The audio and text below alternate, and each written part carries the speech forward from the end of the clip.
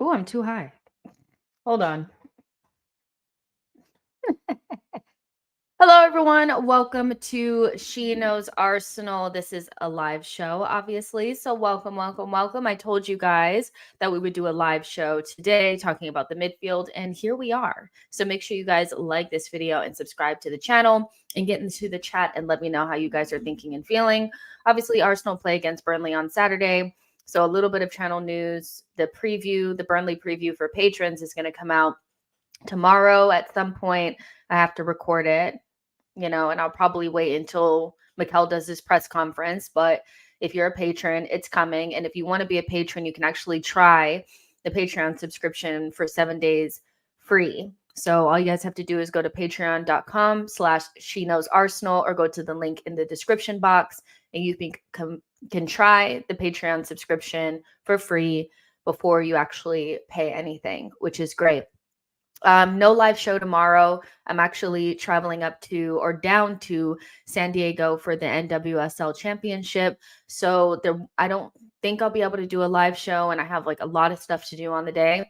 So no live show tomorrow, but I'll try to get a clip or two out there for you guys if I can. And we made 20K.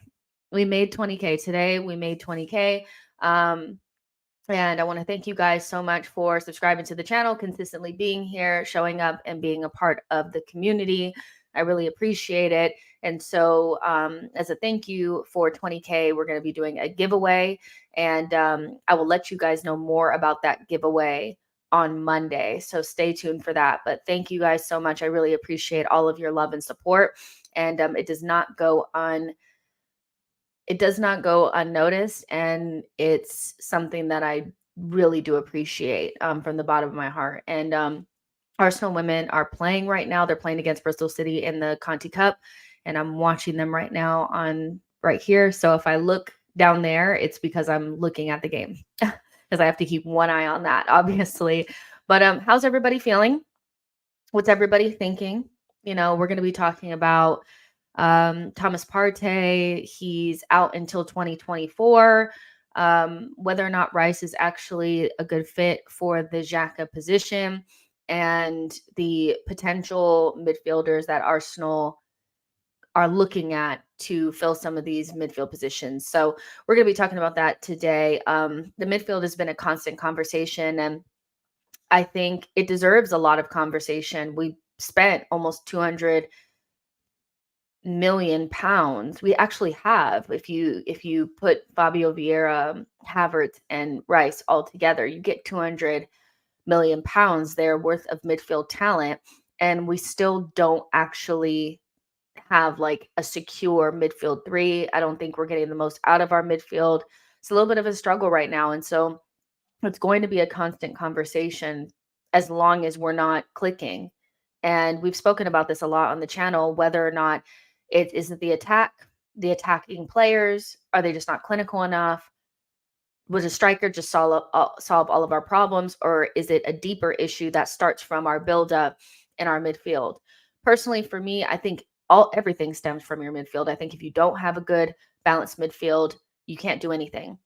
And I think we've been good despite our midfield, not because of it. Now, that's not to, disregard the good work that Declan Rice has done in that midfield so far this season. I think he's been, next to Saliba, our best player consistently every single game, putting in 7s, 8s, and 9s. But it's still, his individual performances don't equal to a balanced midfield. And so when I look at that, I actually think that if we could solve that problem, we will create more chances. And then our wingers and our forwards will get more chances instead of getting one or two a game. So that's pretty much, why I do think that midfield is becoming more of a priority, because one of our main midfielders could potentially leave in January and is 100% out of contention until the 2024. So, a cow is asking, why are we always talking about Thomas Partey? Don't we have enough on our plate just to talk about? He's trending right now. on Twitter. He's trending. And so it is a conversation that Arsenal fans want to have. And so despite people, I feel like people don't want to talk about it because they like the player a lot and they know that the end is near and they don't want to get real about it. That's how I think. I think a lot of people love this player.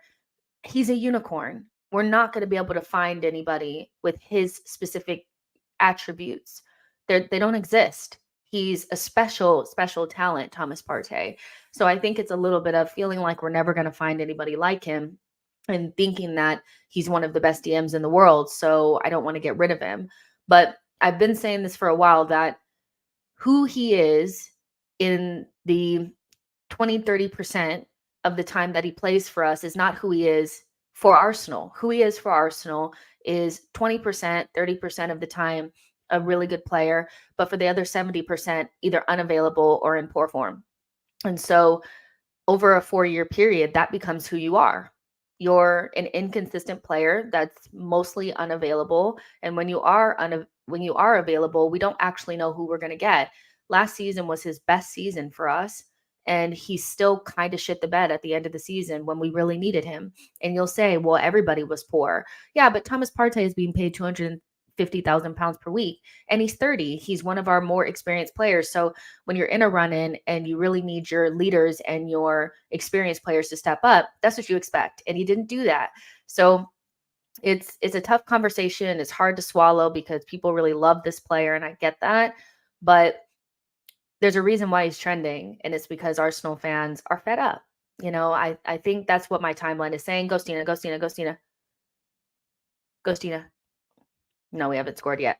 So yeah, that's why we're going to talk about it today. And I don't think there's anything wrong with it, because when people were unhappy with Kai Havertz, we talked about that to death.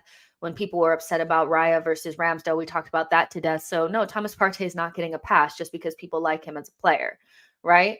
And so there were some people asking me, or actually saying that they felt like I made up the report about him wanting to leave. So I just want to put this out here before we actually get started. I don't make things up, you guys. Like, I don't just sit there and like sit with my notepad. I'm like, what could make them upset today? That's not what I do. Like, I find, like, if I see something, I report on it. Whether you like what you're hearing or not is not on me. And I do think this fan base has a little bit of good news, I believe it, bad news, it's fake, tier 20 kind of stuff. And so this is where I got that report from. Thomas Partey has told Arsenal that he wants to leave the club in January amid Juventus interest, but the Ghana international will hold out for more options in England and Spain. That's coming from Mail Online. It's coming from the Daily Mail. Like, that's not, I didn't make that up, you guys. So I don't make things up. Whether you like what you're hearing or not is not really on me. And, like we talk about the obscure, reports about players that we could potentially sign, we're also going to talk about the reports that come out that are pretty credible reports around the players that already exist at the club. So I don't make things up. I promise you that. And Thomas Partey, again, is not going to be like salvaged because you like the player, right? Johnny says Havertz looks like a 65 million pound player, slightly above amateur League Five. That one is 100% on Arteta. Take it on the chin and move on. Mark Neighbor says it's all very well having hindsight about we should have sold him in the summer. The fan base should be livid. The fan base would be livid if he was sold. So let's talk about this for a second, because I think that this is a very interesting point around what was going on in the summer. So just to update everybody that's, come to the stream and they're like, what? Thomas Partey is out until 2024. That has come from John Cross. And John Cross has basically said that Thomas Partey has delivered a major new injury blow for Arsenal. Partey has undergone a specialist procedure for treatment on a thigh injury and is now set to miss the rest of 2023. This may tempt Arteta to move into the market for midfield cover. He has been wearing a leg brace to try to bolster his recovery, but the latest setback means his absence will be even longer than first expected. There's also the added complication of AFCON, because Ghana will want him to report up to his participation, but his participation looks a doubt. So remember when I told you guys that I basically a couple of weeks ago I said, Thomas Partey is an amazing player and a really important part of the squad, but if he can't gain some level of fitness for November and December and he goes to AFCON, then we have to look for somebody else. He will have missed a whole half of the season, and if somebody misses the first 4 months of a season, what is the likelihood of them being fit for the rest of it during the run-in when it's important? When is Thomas Partey been available and good for the run-in? Never. So the likelihood of it happening this season after already missing 4 months is just not really likely, is it? And so Arsenal probably do need to go in the transfer window. But when we spoke about this in the summer, and there were reports out there from Fabrizio Romano and others that Arsenal were open to the idea of letting him go if the right fee was met, meaning around 40 million pounds. People decided that because he did not go, that meant that those reports were not true. But we all know that if we're keeping it 100, just because you don't leave doesn't mean that the club is not open to letting you go. And his importance to this team, I think, it's decreasing. Just think about the feeling that you guys have now when you hear that Thomas Partey is unavailable. Do you feel the same as you did a couple of seasons ago? No, because his importance is decreasing because of Declan Rice and the fact that we've played so much football without him over the last 2 seasons. It's like, okay, we can do this. So in the summer, people didn't want him sold. They would have killed somebody if even the suggestion alone from me was given a lot of pushback. Lots of pushback. So I agree with Mark that had he had really gone in January or in the summer, a lot of people would have been very angry. So it is hard to say in hindsight. And we didn't get the fee that we probably wanted, right? But now we're going into the January months or we're looking at the January window, and we have a player that's historically not been able to stay fit, that we cannot rely upon, that's super important in imbalanced midfield, and another player that we've spent 65 million on that hasn't really started working yet. So Arsenal have created a monster right now with their midfield. They have created a situation that I think could have been avoided if they had just spent the Kai Havertz money on a midfielder that upgraded upon Granit Xhaka. It's not just about the Thomas Partey thing. That is important, but I think if I had to rank it, what was the biggest error? Was it not selling Partey and reinvesting, or was it investing money in Kai Havertz? It's investing money in Kai Havertz. For me, that's the main reason why we got here. So even if we are frustrated, or you're frustrated about Thomas Partey, that it is what it is. We didn't sell him. The fee didn't come in. And I don't necessarily feel very strongly about Arsenal should have just sold him for anything either, right? Because replacing him is going to cost more than 20 million, which is what was offered from Juventus, and the 30 million that was offered from Saudi Arabia. So I don't feel as strongly about we should have sold him in the summer.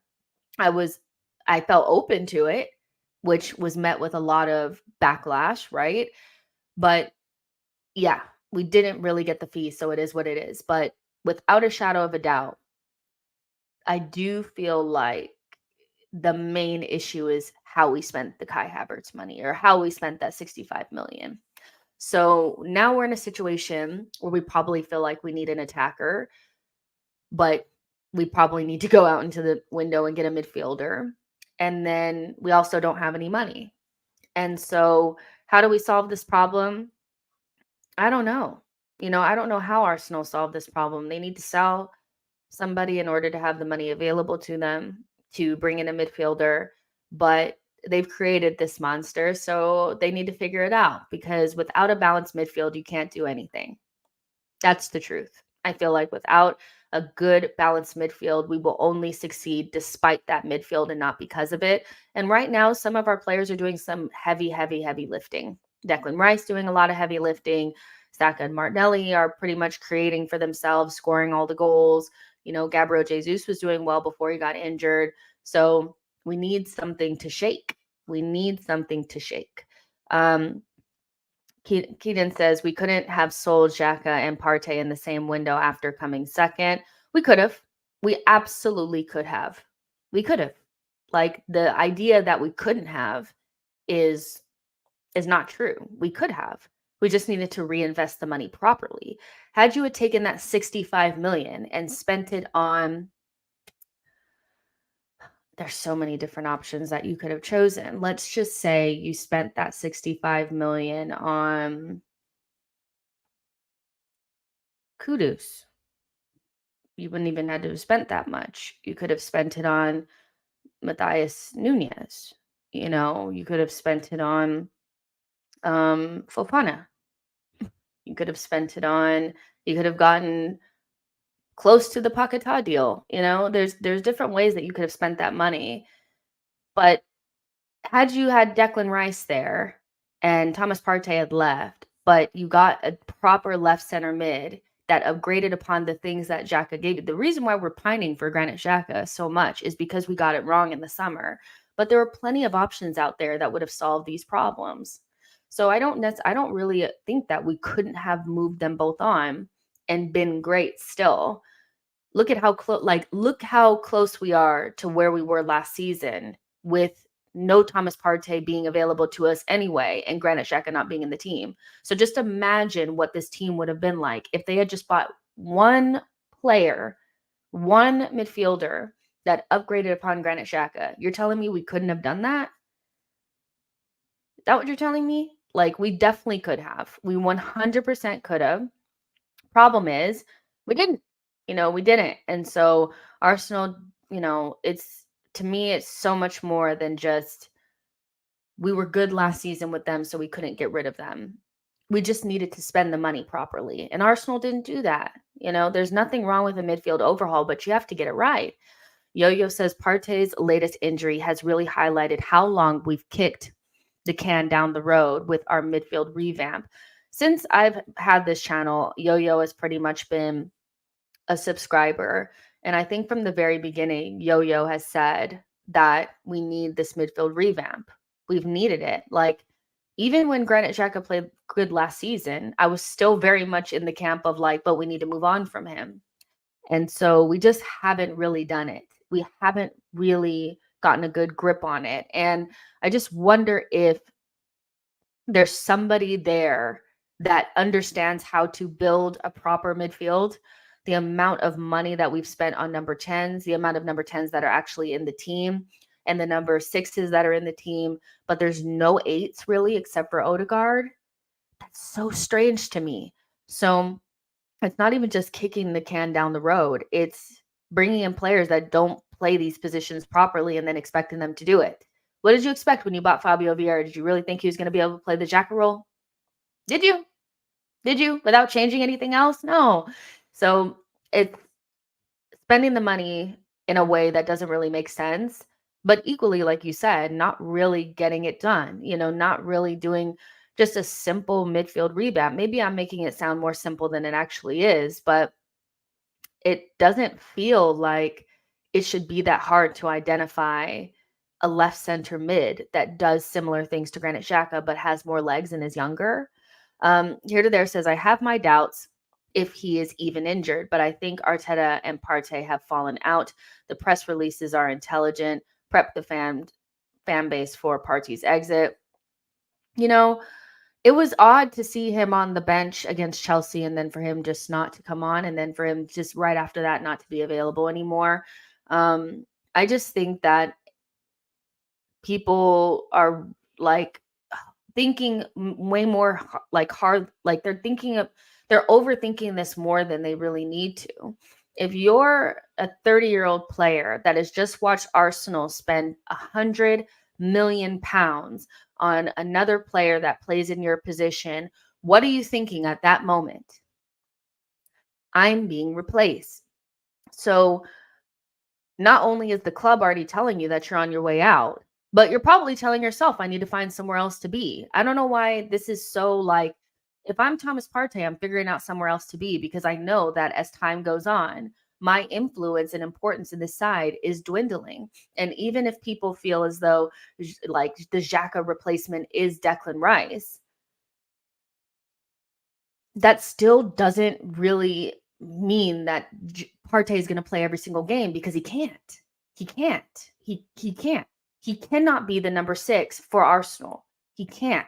He doesn't play enough football. So I just think it's like it's so whether he wants to go or whether the club wants to get rid of him, the writing is on the wall. And so when we have these conversations and people get upset, I'm like, yeah, I get that.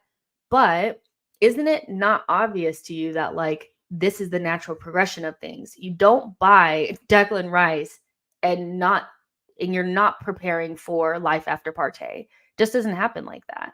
So I think people are just overthinking it a little bit and trying to make it more intricate. Like it was always the plan to have Partey and Rice in this team at the same time. I think maybe for a season, yeah, maybe it was. But beyond that, it's time to move forward. C. Wilder says if he's out until 2024, does that mean that the fee won't be enough to make worth losing his sporadic appearances? That's another thing is who, but here's the other thing though, y'all. Let's say he's not, let's see if he goes to AFCON. Let's see if this man goes to AFCON because John Cross said that they would expect him to go. So if he's injured for all of December and then he goes to AFCON, then maybe he wasn't really as injured as we think he is. These, like you guys are saying, these articles coming out all the time. Y'all don't know what those balloons are. I really don't. I don't. Um, but these reports about, him wanting to leave versus the club being open for him leaving, like all of it is coming out at the same time where I just think he's going to leave in January. I just think whether it's the club or him, he wants to go and there's probably maybe a club that he's looking at. Now, if he thinks he's going to go somewhere in England, I mean, that report made me laugh hard as fuck. Like, I'm so sorry. No Premier League team is buying you, bro. Like, they're not. Sorry. But somewhere in Spain or Italy, yeah. But like, I think at this point we've been willing to take 15 or 20 million, don't you think? You know what I mean? Tawanda says it's about time though. Name Smith says Havertz at Chelsea last season. Sterling Thiago was on the team played. Johnny D says Havertz is like a horse that can't run in a human body. Yo-Yo says my issue with the summer wasn't Partey leaving. It was the idea that Lavia coming in would suffice. Yeah, we spoke about that at length too. Like, was Lavia going to be a good choice? Like, has Lavia even played for Chelsea yet? Like, what is going on with him?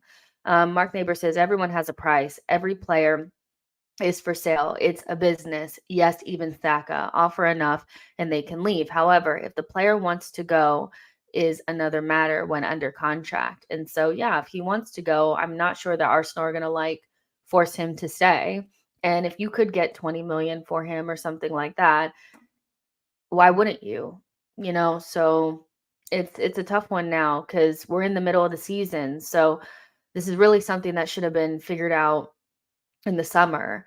And we really made a mess of the summer window in terms of midfield. I think Rice is a fantastic signing, and it's so unfortunate that we don't really get to see what Timber is about. But that Havertz signing just is like, whoa, it just made no sense. Name Smith says Rice is not Michael Owen, Sir Bobby Charlton. Michael Owen is a wonder one. Mafia Boss says we need a creative CM. That's interesting. We scored. Monum has to be. Let's go. Arsenal women have just scored. I think it was Monum. So a creative CM. We're going to talk about who should come in a second, but you guys can go ahead and drop the players that you're looking at or the players that you want. Crispy says, Jess, it's because you made the peace symbol.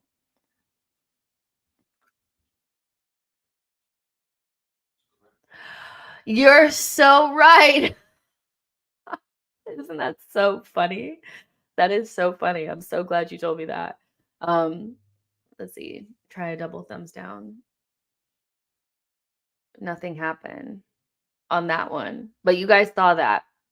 Nabil says we can sign Luciano Gondu and Federico Redondo from Argentine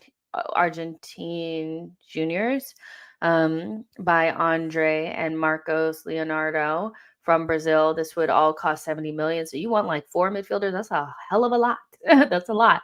Nabil says this is why I'm Arteta out since the start of the year. Instead of spending the 65 million in Jan, we could have won the Champions League and the Premier League. Now it's harder to win because of all the teams that improved. Oh, the Europa League and the Premier League. Gotcha. Tawanda says Timber was key to everything. I agree. But also, I think that, our fullback being so important to the point where it's like almost everything is broken is a fatal flaw. I think our system is heavily reliant upon individuals and not so much about the principles and what we want to do. And so when those pieces are missing, it's almost like foundational and the thing just kind of falls apart. And so you've seen that where, was the midfield built around Xhaka and Partey's qualities, or is it built around a way that we want to play in midfield? It's our system is not as plug and play as I feel like other systems are. Like Pep system or De Zerbi system, those are more like plug and play. They can put in pretty much anybody. And yeah, the quality will make things shift. But I think Arsenal's system is very reliant on a couple of people. And when those people are not there, boy. Salman says, Jess, you should go get Calvin Phillips in January for 45 million. He's not getting minutes at my club. I thought y'all weren't selling us any players anymore. Mark, thank you so much for your super chat. Says hand movements like those will come up in the visuals. Give it a try. I just did, and now I realize why those thingies are coming up. That's pretty cool. I want to play around with it a little bit more, but I almost feel like I don't want to ruin the stream. But thank you so much for your super chat. I really appreciate it. Boy says Nicholas Seiwald solves our midfield. So just simply recalling Patino or playing Nweri. I'm dying because I told you that I was going to look up Seiwald the other day and I never did it. But you bring him up every single stream. So funny. Johnny D says Timber might be our best player yet. Look at Anthony. When Anthony left them, they barely felt it. When Timber left, they went from Champions League to relegation form. Yeah. I mean, I think Timber was going to play a much bigger role than people were saying originally. I think because we love the players that are in those positions, it's hard to imagine somebody else in them. But as much as I love Ben White and Zinchenko, I do feel like Timber was brought in not just to give them like backup, but also to challenge them for their position. I don't think Timber is like some guy that's just going to sit around on the bench. Like I do think that he was going to cause them problems.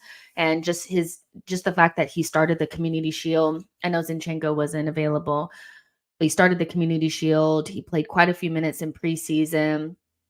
Started against Barcelona, played really well then, and then started the first game against Nottingham Forest. I think Arteta was like, I need this guy. But again, our system cannot be built around these fullbacks. Here to there says, no idea what Arteta wants tactically, but whoever comes in needs to be a win now player. CE says we need to be smart with a loan signing. We also need a striker. However, I'm sure we can get a decent midfielder on loan for 6 months.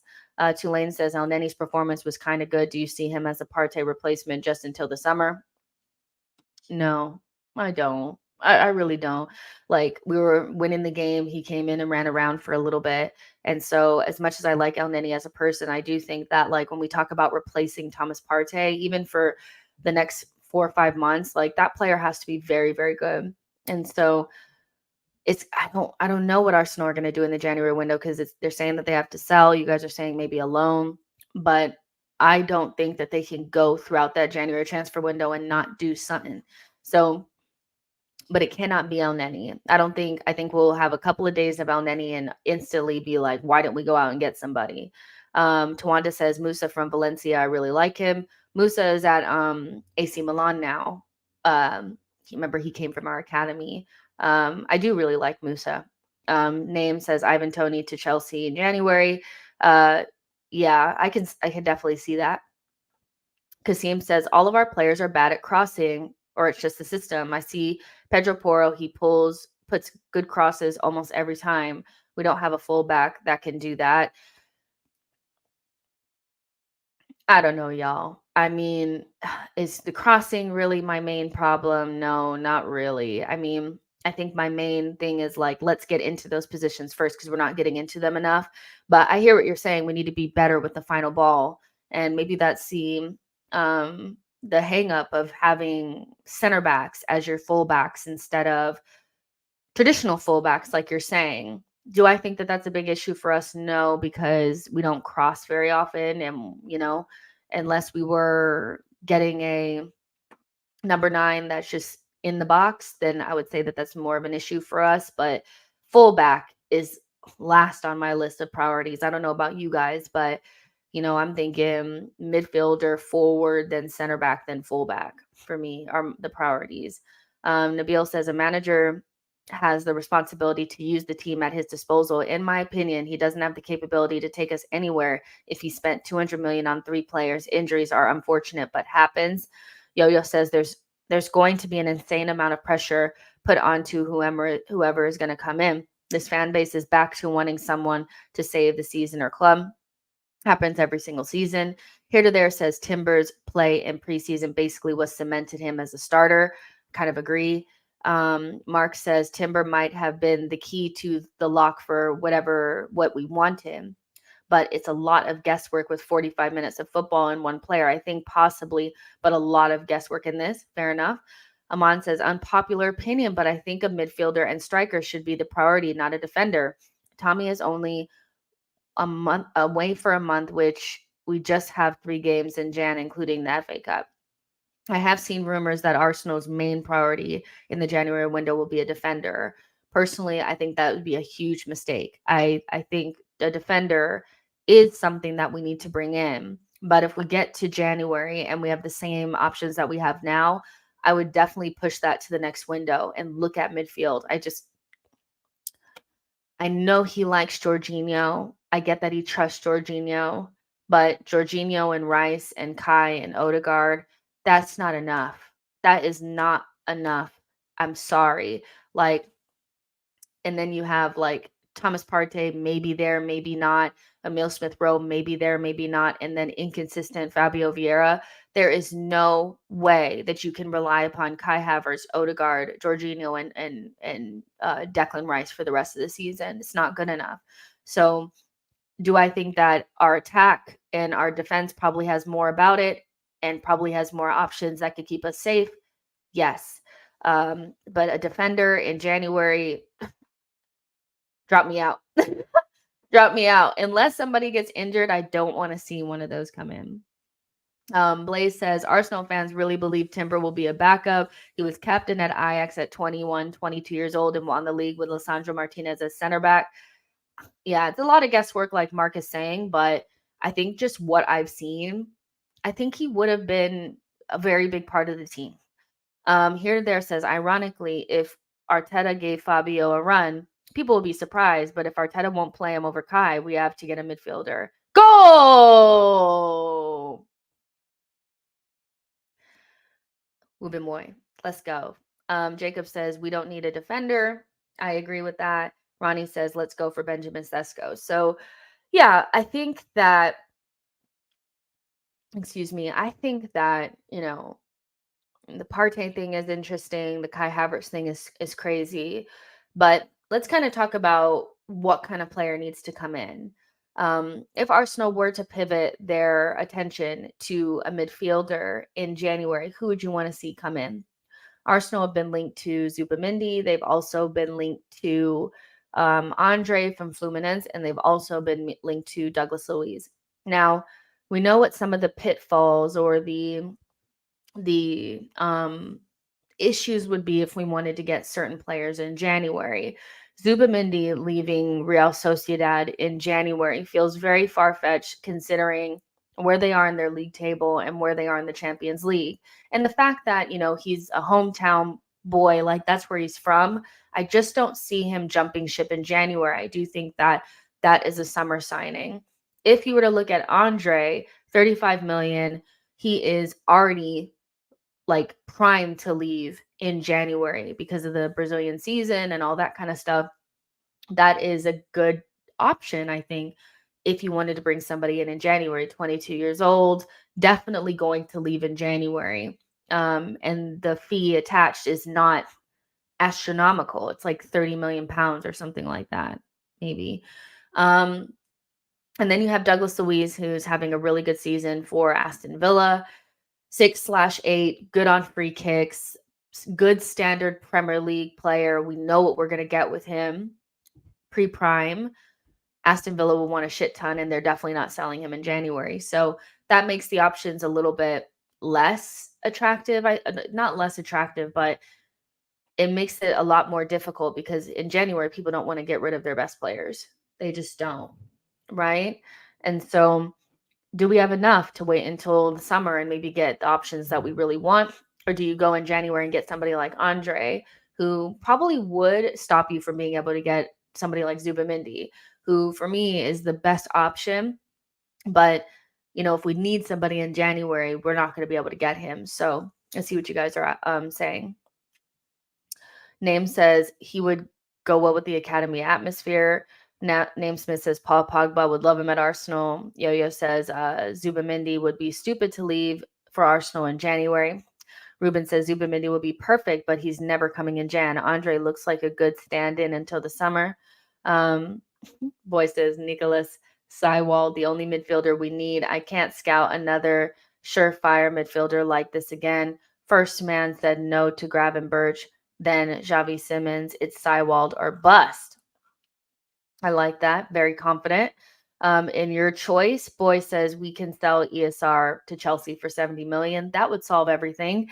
Kasim says, what about Lucas Paquetá from West Ham? He would cost a lot, but fit really well with the Rice and other Brazilians. Anybody who knows me knows that if we were going to go for that profile, not necessarily a 6'8", but more of a 10'8", 8'10", 10'8", I would go for Paquetá. I think he is, like most players that play for Moyes, not really being able to like truly stretch his legs and really show what he can do. But you can't play for Moyes as a creative player if you don't do the dirty work. And I think Arteta comes from that school of Moyes. He comes from that off the ball, have to be reliable defensively and all that kind of stuff. So he has that already. But what he gives you is the creativity, the goals and stuff like that. He hasn't scored a lot of goals this season, but we all know that he has that in his bag. Paquetá would be somebody I would look at in the summer for sure.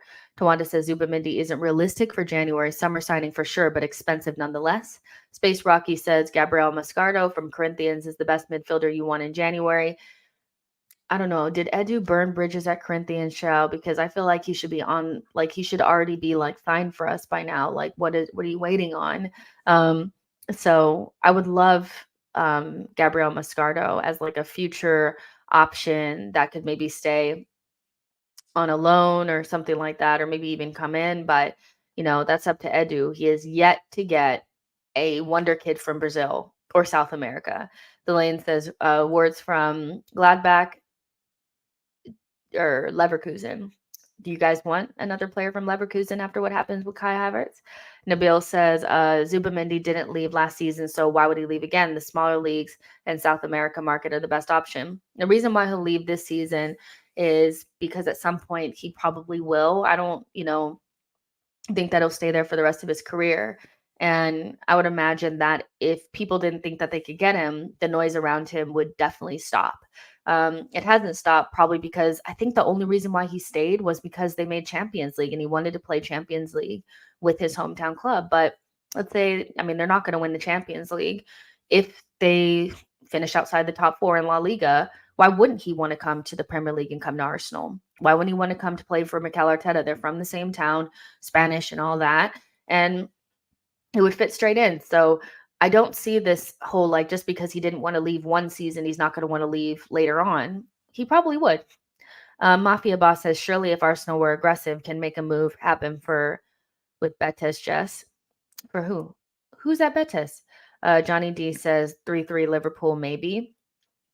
Oh, they're playing right now. I forgot about the Europa League. Namesmith says Coutinho, Kevin Strootman. Good choices. Ronnie says, let's get Vlahovic. This guy can really bang goals, unlike Nketiah. Vlahovic.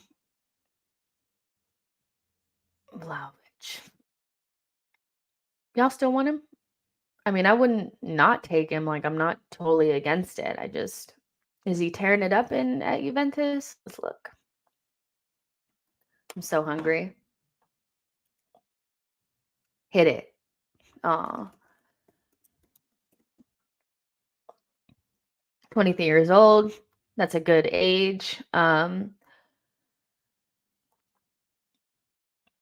goals and 1 assist in 9 matches. Eddie got more goals than him. Talking about this guy really bangs goals. Come on now. He had 10 goals last season, and 7 the season before. So we're not talking prolific here. But I hear what you're saying. He's a better profile than Eddie because of his stature, his height, his strength, and he's younger than Eddie, which is crazy because Eddie is 24 and Vlahovic is only 23, which is even more crazy. Martin says, no, I don't want to deal with West Ham anymore.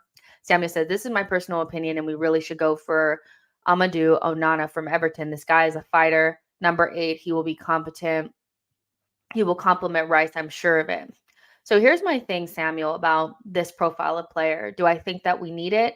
Yes, I do think we need this profile of player. Do I think it's the type of profile that we're going to need 90% of the games or from the start? No, I don't. I think the type of player that's going to probably be best next to Declan Rice for 90% of the games in a season is somebody like Zubimendi, a passer, a brain, somebody that complements his aggressive style, his ball carrying and stuff like that, that can do the other things. Basically, a more athletic Jorginho is probably going to be a better option as the everyday partner for Jorginho or for Rice.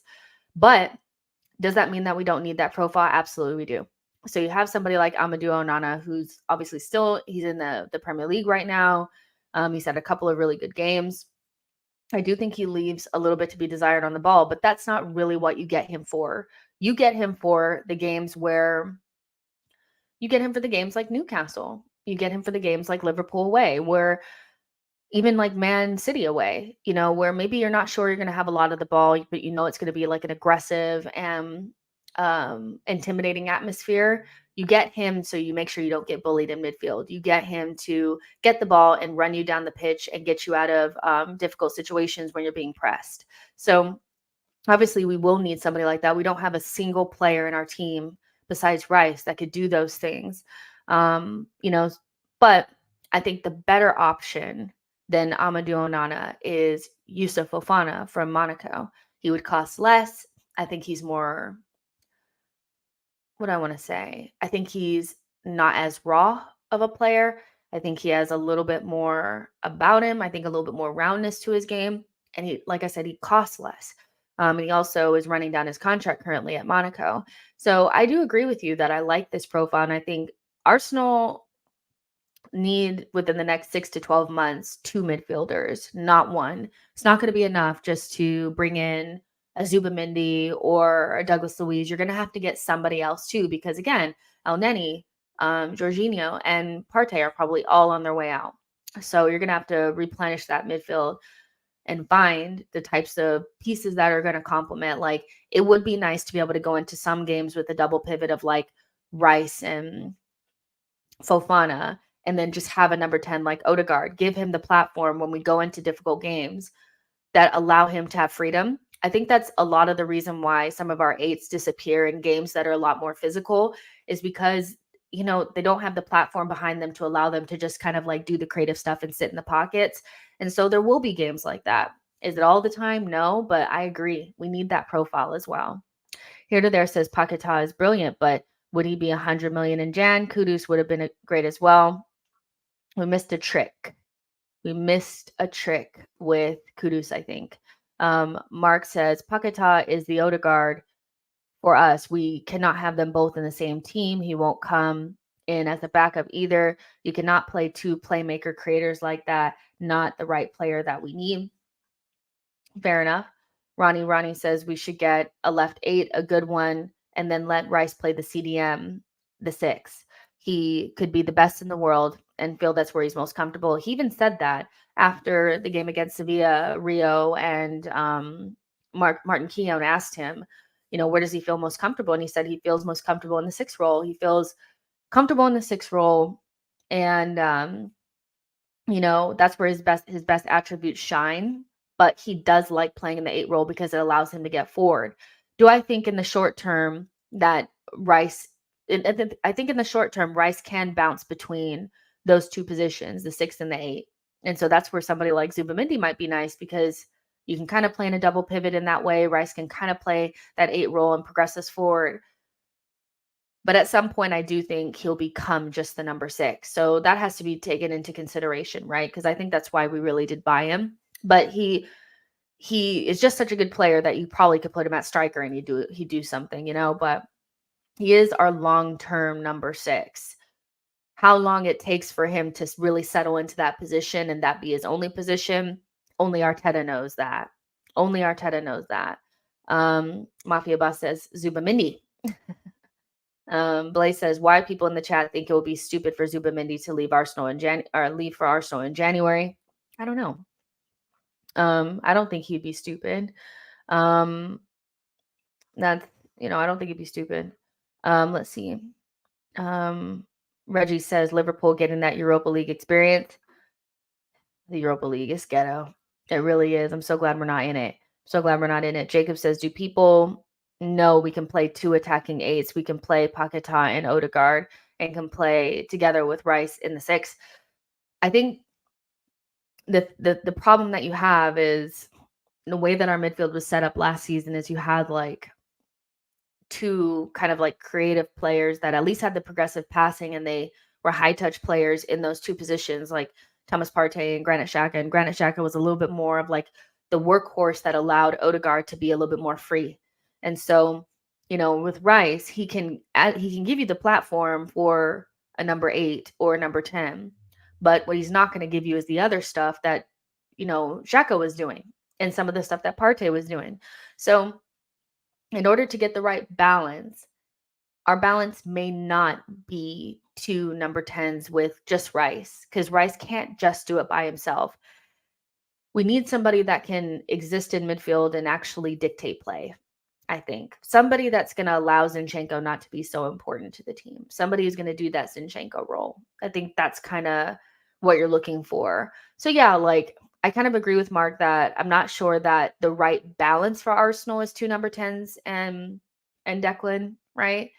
I think our balance will be a little bit more of a playmaker brain next to Declan Rice because you're trying to find the right balance of all those pieces coming together. I still think with 2 number 10s, you're going to be missing a lot. You're going to be missing a lot. And then what happens is that then you need somebody like Zinchenko to pinch into midfield in order to make that up. I'd rather our midfield 3 have all of those elements already there instead of needing the left back to do a lot of that for us. So I agree with Mark in that respect, but I think we could play with those 2 number 10s, but every time that we've played it, hasn't it looked a little off? Like, hasn't it felt like we're missing a little bit of something? I think that means something. I think you have to look at that. Aman says, I don't think Rice can replicate what Xhaka did on the left, but I do think that he can do it on the right side. Jacob says, I think Rice can because we play with the inverted fullback. I just think we're overly reliant on it. The thing is, you didn't have to rely on Zinchenko as much with Granit Xhaka there because he still did a lot of heavy lifting. When you remove somebody like Granit Xhaka and you don't have Thomas Partey there also as like a creative player deep, that puts a lot of onus on Zinchenko to do a lot of the tempo dictating play and stuff like that. So we have to think about the sum of those parts create a well-balanced and well-oiled machine. I think 2 number 10s plus Declan and Zinchenko, there's still a lot of things missing in that group that doesn't allow for it to be as balanced or for 1 or 2 players to be doing so much, i.e., when we played against Sheffield and we had Kai Havertz and ESR in there. Now, maybe Odegaard changes that, but you saw that like Zinchenko and Declan were doing a lot of heavy lifting. And I think if you have to do that against the better teams, you're going to get cooked. Boy says Noweri and Patino are highly rated on all sources. We should just recall Patino and play him same way Bellerin got into the team. Yoga says, if you were Zubimendi, why would you leave your boyhood club who are fighting on multiple fronts in January, especially when you know Barca signed Romeo last season? He is in no rush to leave. Mark says Patino will probably never make it at Arsenal. Have to be realistic. I remember when everybody was raving about Aziz and Maitland-Niles, among others. Not good enough. Damn. Not on the Patino train, are we? Here to there says it's simple. Can't have a passenger like Havertz in. Ronnie says Noweri should be given game time just like Rico Lewis of Man City. Arteta does not seem to be ready to integrate younger players in. Nabil says, I'll continue to save Federico Redondo. He can be a backup to Partey and allow Declan Rice to play left center mid. The midfield needs a form of physicality, and Odegaard to create is the creative outlet. Check Federico Redondo. I will. Along with Sywald. I've been saying for weeks, I will check Sywald. Tawanda says Douglas Luiz is the guy, the Brazilian, Portuguese, Italian connection. I feel like I'd be a little upset if we signed him just because, but maybe I'd eat my words like, later on, but he just doesn't excite me. I'm glad Keenan's not here because Keenan would be cussing me out right now, but I just don't. It just really, Douglas Luiz, is that what we gonna do? It's not enough. It's not good enough. Boy says Patino is proper good. Wild take to say he won't make it. Giantesco says Zubimendi would get homesick if he came to England. He's already turned down big teams in Spain because he didn't want to leave San Sebastian. Let's see what happens with him. I feel like if it were the case that he was just not going to leave, people would stop talking about him as much. Here to there says agreed. Luiz would be 70 to 80 mil. Don't like that. I don't want to pay Aston Villa a shit ton of money. Could send Emile Smith Rowe the other way, but is that really worth it? Like, is he a level raiser? No, like he's definitely somebody that can exist within our squad. He probably makes us better right now just because we don't have a player of his profile. But, when we're talking about replacing Thomas Partey, I think we want somebody that's going to make that level of impact in the team. And I'm not sure Douglas Luiz does that. I could just be hating on him, but I'm not sure he does that. Ronnie says, which position is Douglas Luiz best? You guys tell me. I feel like he mostly plays as like a number 8 and Kamara plays as the number 6. Let's check. Let's see what Aston Villa are all about. I have to be honest, I haven't watched a ton of Aston Villa. And not been like desperate to pay attention to what they're doing. If I'm honest with you. So let's see. It looks like Kamara and Douglas Luiz play in like a double pivot. That's what I'm seeing here. But I would imagine Douglas Luiz is the more progressive one and Kamara would sit a little bit deeper because isn't he like a natural DM, right? Let's see. When Aston Villa beat Chelsea, what they play.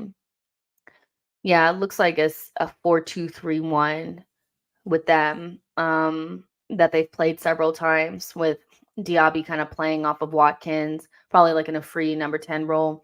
McGinn playing like almost like this wing backy type of role, allowing Zaniolo to go forward. Douglas Luiz and Kamara, are in that double pivot. So I think he's just like a 6/8, like, somebody that could just play in midfield. We don't have anybody like that except for Declan Rice. Here to there says, yes, Kamara is more of the athletic ball winner. Ronnie Ron says Douglas Luiz is not our solution right now. I don't think he is either.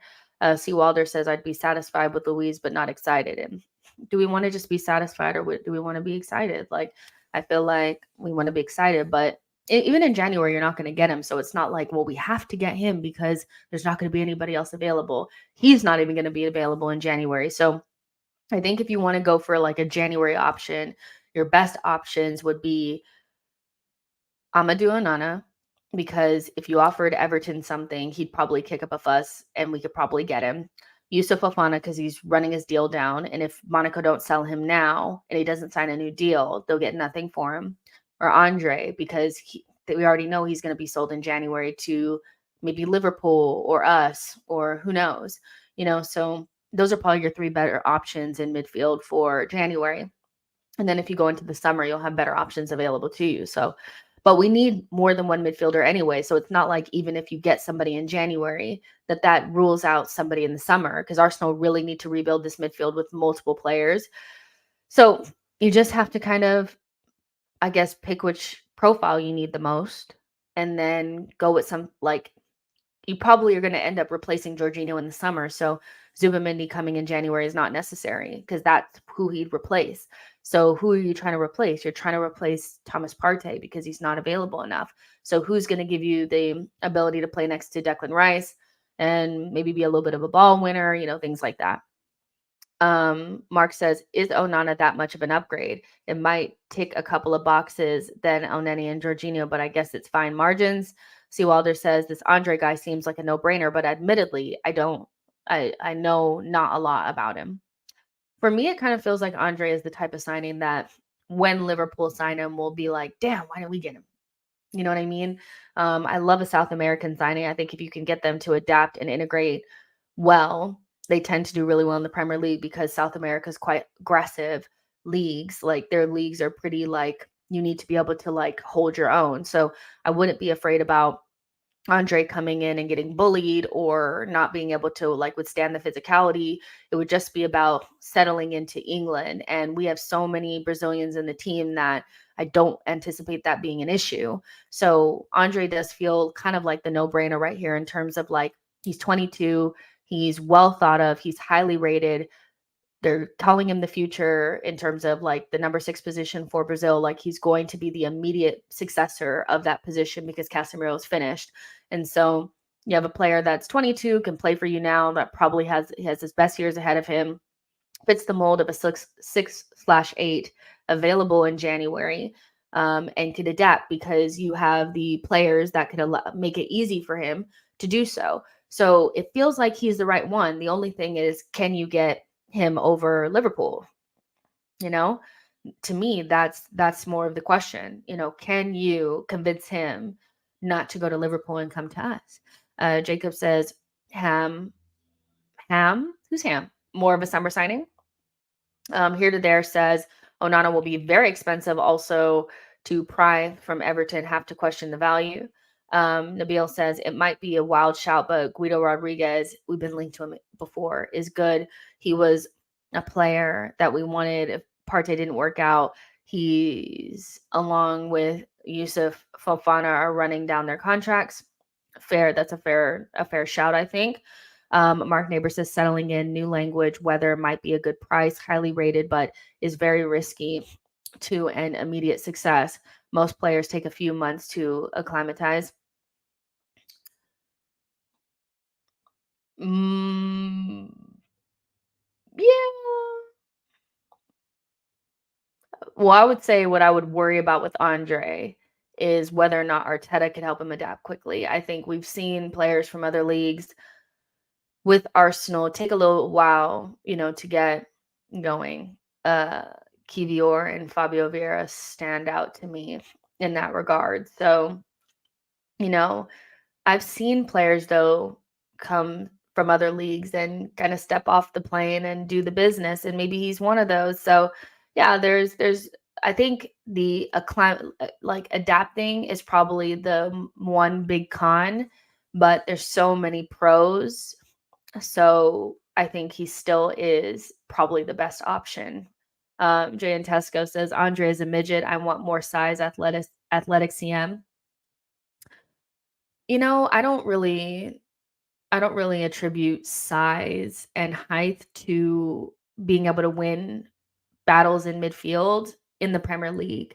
You look at somebody like Thiago Alcantara. I know that he has his injury issues, but he's not a big guy, but he definitely plays like somebody with stature. And so I think what I'm more looking for versus just height and strength and athleticism is somebody that can carry the effing ball, can win the ball, and gives us a little bit of bite in midfield. Like, people want Barella. Barella's not big. Like, I don't think your midfielders have to be big in order to be able to assert themselves on the pitch. We've played against small midfields before and got bullied just because they played like grown-ups and we played like children. So for me, it's not like him being small. One of his biggest attributes is aggressiveness, winning the ball back, progressing the ball with his dribbling. I don't think you have to be big and tall and athletic to assert yourself in the Premier League. Now, if you just want somebody with legs, I get that. To me, that's not that big of a thing. I want people that are able to assert themselves on the game. You don't have to be tall or big to do that. You could say Kai Havertz, he's 6'4" and he can't assert himself on a game, Here to There says Fulham have reported as their favorite for Andre as their Paulina replacement. Imagine that. Yo-Yo says the CM sign will reveal whether we are forfeiting the title race for next season or trying to immediately correct our squandered summer window. I kind of agree with that as well. Let's see. Boy says, tell that to Pep. Oh, you guys are talking to each other. Here to There says Thiago is superb, injury prone, but a great player and not big. Tawanda says Thiago is going to be a great coach one day. Hold on real quick, y'all. Girl, what? They must.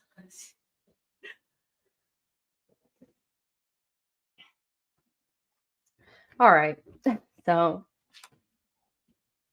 all right. Sorry. Yeah, Thiago, really good player. And again, you don't have to be big to assert yourself. Are you okay? Oh no. Dogs barfing. Guys, I'm gonna have to end the stream. Bella's sick. But like this video and subscribe to the channel, and I'll talk to you guys in the next one, okay? Sorry, my dog's sick. I gotta go. Bye, you guys. Sorry. Oh, Belly.